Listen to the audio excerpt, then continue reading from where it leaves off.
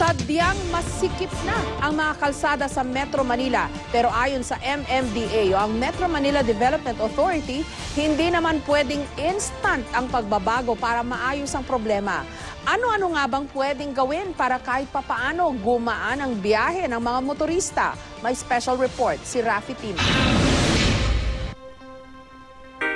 Parami ng parami ang mga sasakyan sa Metro Manila, habang ang mga kalsada halos di naman lumalawak o humahaba. Sabayan pa ng kaliwat ka ng mga proyekto, lumalaking populasyon at tumitinding daloy ng komersyo at mga serbisyo. Nariyan din ang mga motorista, pasahero at pedestrian na kulang sa disiplina at mass transportation system na malaki-laki pa ang igaganda. Magtataka pa ba tayo kung bakit ganito nakalala ang problema sa trapiko ng Metro Manila?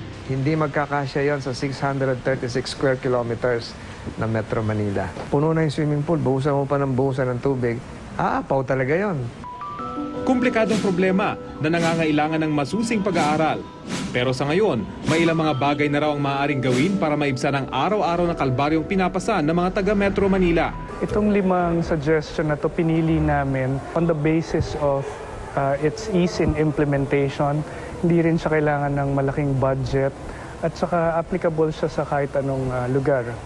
Una, dapat na raw ipagbawal ang pagparada sa mga kalsada. Yung mga local streets na yan, kung mababawasan natin yung on-street parking at may improve natin yung capacity ng mga roads na yan, pwede silang maging alternative routes. Malaki rin daw ang maitutulong ng carpool system kung saan magtatalaga ng sariling linya sa kalsada para sa mga pribadong sasakyan na may pasaherong 2 pataas. Posible magkaroon tayo ng policy hindi pwedeng dumaan sa major thoroughfare yung mga kotse na driver lang, yung may-ari lang ang sakay.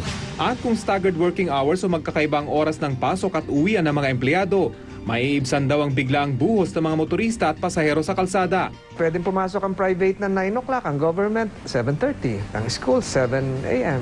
Ngayon sabay-sabay tayo, 8 a.m. lahat Hindi sabay-sabay traffic nga. Sa tulong ng mga high-tech na kagamitan, mas magiging epektibo raw ang pagpapatupad ng mga batas trapiko. Sa ibang bansa, meron silang sensor such that if you beat the red light, automatic kukuha ng litrato yon. At syempre, dapat na raw gawing moderno at epektibo ang pampublikong transportasyon. More commuter rails, river ferries, siguro mga bicycles yung gamit ng iba, lesser cars. Mahaba-habang usapin pa ang problema sa traffic, pero kung ano man ang maaari nang gawin, naway di na patagalin. Magplano para sigurado, I am ready, serbisyong totoo ng GMA News.